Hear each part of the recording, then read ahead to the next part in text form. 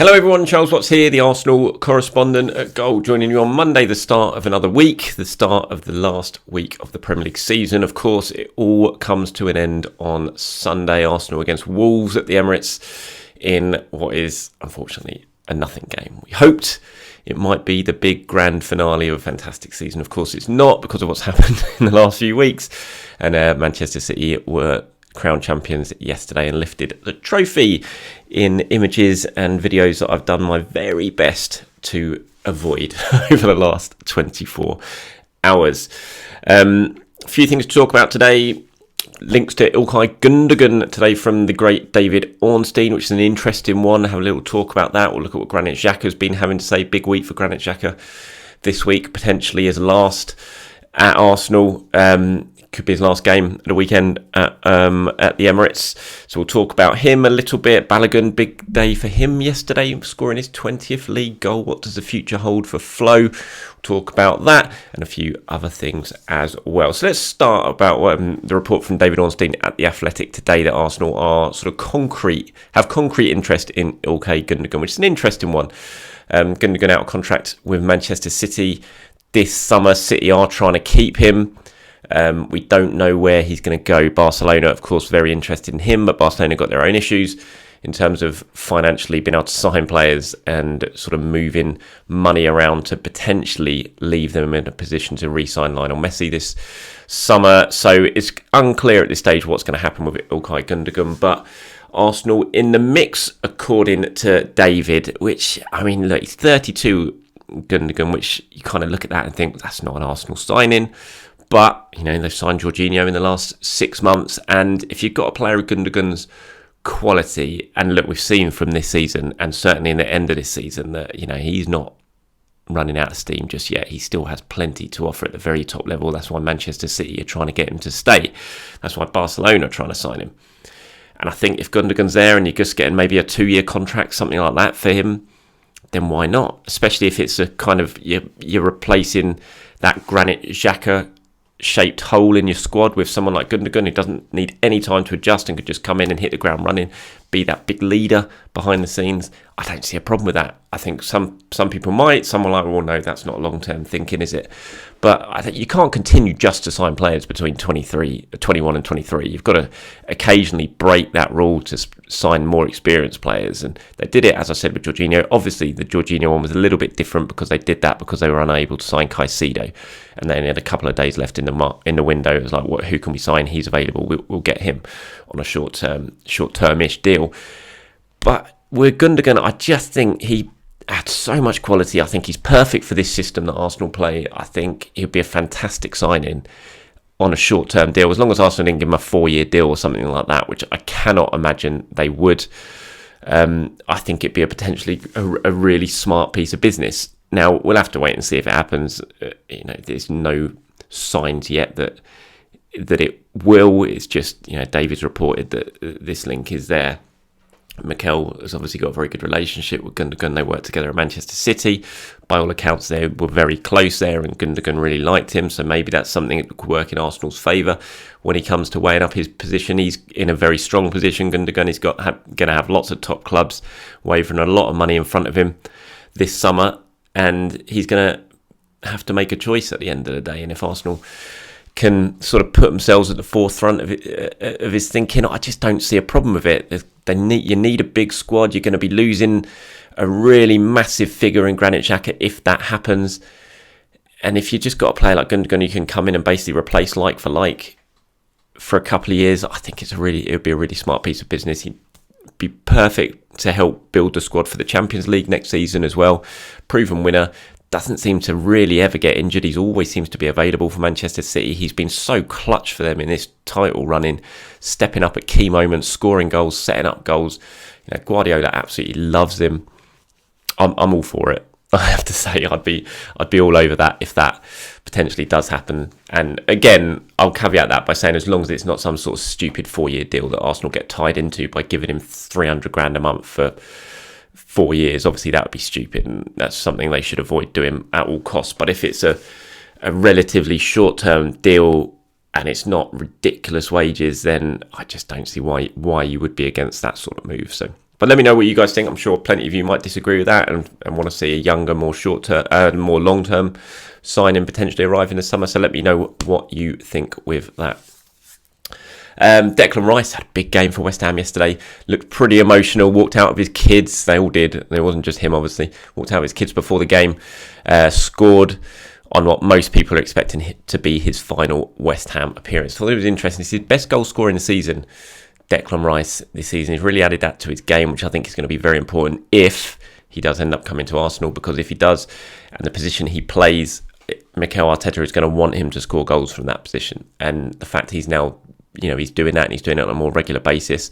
It's a really good sort of late run into the box, clever movement. He saw where the space was, attacked it and got his reward. Finish was maybe a little bit fortunate the way it bounced into the ground, but still, he was speaking after the game and he was walking around with his kids, he was waving, but it did feel like a bit of a goodbye, but we'll have to wait and see. And the thing is with Declan Rice, he's obviously got a lot to play for still between now and the end of the season. West Ham are in the Conference League final in Europe. They're going over to Prague, obviously, to play Fiorentina in that game, and nothing's going to happen before that. Declan Rice won't want it to happen before that. He's very, very committed still to West Ham, and he won't want anything to get in the way and to sort of take sort of precedent over that match. So going to have to wait a little bit longer to exactly find out what goes on with Declan Rice. But I did think it was interesting seeing him sort of make that late run into the box yesterday and score that goal. And you just thought, yeah, that's what you're going to have to do at Arsenal if you do come. And if Gundogan comes, if Declan Rice comes, that would be a really, that's good additions to the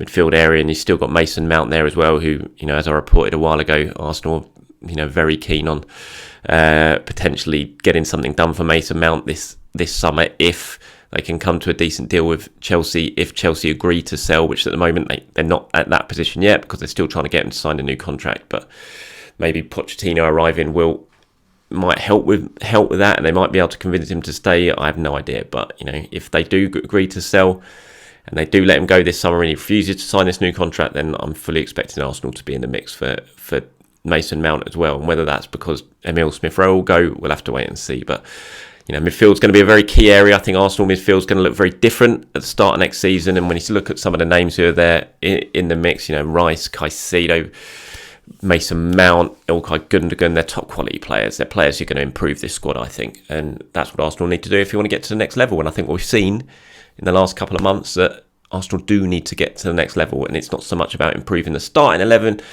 So it's about improving the level of the squad so that if you do make changes in the starting 11, the players who are coming in are at the same sort of level as that starting 11. That's what Manchester City have done so perfectly this season. That's why the squad's so strong. That's why the drop-off is so small when players come in, and it just allows Pep to be able to rotate with freedom almost and with confidence that he's not going to drastically lower the level of the squad. It's not a huge squad, Manchester City, when you look at it. It's not massive.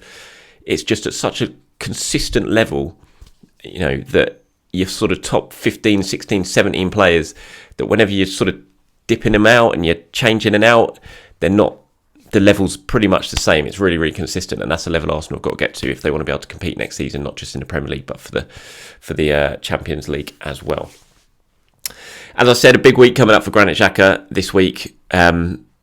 Potentially his last home, or potentially his last game, not just his home game, potentially his last game for Arsenal. He was speaking after the game against Nottingham Forest. And yeah, it's going to be interesting to see what sort of reaction Granit gets, what sort of swan song, what sort of send-off he gets at the weekend. At the moment, nothing's done with Leverkusen. Whether that changes between now and the weekend, we'll have to wait and see.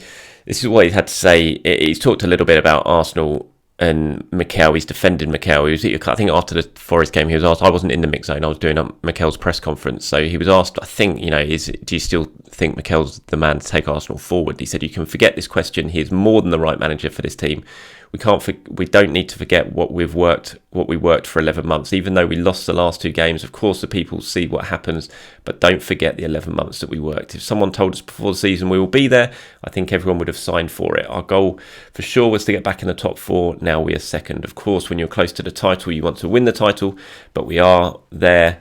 But we are there where we are, deserve to be where we are, and let's see what happens next season. He said, we've played a great season, but we have to keep going. We must take another step forward because it's going to be much more difficult next season. We know that the board and the coach will decide what's going to happen, but we need to be ready for anything. I mean, when you look at those sort of comments or hear those sort of comments, you think, oh, that doesn't sound like someone who's going to go. But I think Granit is at such a stage when it comes to Arsenal that even if he's left the club, he'll still talk about Arsenal as we, because he's got that connection. He's been there so long. And, I think he's a very smart guy, Granit Xhaka, and I think he knows that Arteta and the board have to build on this, and that was the kind of message he sent in that when he was talking in the mix zone. It was about, we can't rest on what we've achieved this season. It's been a good season, even though we've missed out on the title, but now the key is to build on that, and I think they will. I think Arsenal will. I think once this disappointment of the ending of the season is over, once Sunday's out of the way, it's going to be such a lot of focus on Arsenal on improving and on building on the steps that have been made this season. And although a lot of you might feel like there's not much to be positive about because of the way the season's petered out, there is plenty to be positive about. And I think they'll have a good summer. I think they'll have a strong summer. And I think Arsenal will be in a really strong position come the start of next season to really attack it and go again and improve on what's gone on this season. And that'll be the key. That's what Mikel Arteta will demand. That's what Edu, I think, will demand. They're both that kind of character. They've both got that kind of mentality. And I think together they'll put together a really good squad this summer, and Arsenal will be in a very strong position at the start of next season. Balogun, like I said, 20 goals for him. What a season for Flo Balogun. I saw him tweet yesterday that he's the first American to score 20 goals in one of the top 5 European leagues. It's still weird to see him call himself that. Obviously, he's switched allegiance now in the last couple of weeks, but it's just weird to see him tweeting the first American. So fair play to him. What a remarkable season for him. AC Milan continuing to be very strongly linked with him. RB Leipzig as well. And it's going to be intriguing to see what Arsenal do and how much money they can get for Balogun if they do make the decision to sell, which I think they will. But, we'll have to wait and see. I cannot... With the thing with Balogun, I was having this conversation at the weekend with another journalist in the press room before Nottingham Forest game. It's like, why wouldn't you sell Eddie? Why would you keep Balogun? Why would you sell Balogun and keep Eddie? Why don't you do the other thing? I just don't think it's quite as simple as that. I think we're in that kind of Leno, Emi Martinez situation that summer where one of them probably had to go, and there was just a much bigger market for Martinez at that point than there was for Leno because of how strongly Martinez had finished the last season. Leno had been injured, and I kind of feel we're in a similar situation with Eddie and Balogun. I still think there would be a market for Eddie if Arsenal decided to sell him, but there's just such a strong market for Balogun, and on top of that you've got his contract situation, and he's not looking like he's going to be even remotely interested in signing a new contract. He's got 2 years left of his current one, so you have to sell now, really. You can't just let it drag on. So I think that's why this is, maybe reluctantly Arsenal will be open to selling Balogun this summer. I'm sure if they do, they'll probably look to get some sort of clause included in that. That's what they tend to be doing with a lot of the young players they're letting go now. I think that's what they'll do with Patino when they do decide who they're going to sell Patino to this summer. And, you protect yourself. And if you can get them back in the future, then you put in a clause to do that. I think they probably will. But, it's going to be interesting to see where Balogun goes and how he gets on. He's such a confident player, confident bloke. And it's a fantastic achievement to go to France, go to a new country in your first season, to score 20 goals as a 21-year-old in the league. You take your hat off to him. It's been a fantastic season, and now it's just all about how much money Arsenal potential get for him this summer and where he's going to go. Like I said, Milan, Leipzig, there's going to be lots of clubs interested in, potentially Premier League clubs as well. And, the more the merrier from Arsenal's point of view, because then you can really drum his price tag up, can't you? You want a bidding war, you want more clubs involved, and get as much money as possible, and that money can be reinvested. And as I've said many times in these videos in the past few weeks, selling players is going to be so crucial to Arsenal summer, getting the most amount of money for these really sellable assets that they've got right now. And then that can help in terms of reinvesting and bringing more players in this summer to improve the squad and to make it much, much stronger ahead of the new season and the return of the Champions League. All right, that's it from me, everyone. Thank you much for watching. Have a very good start to your week. I'll be back tomorrow as we start building up towards the weekend and that final game of the season against Wolves. Have a great day, everyone. I'll speak to you soon.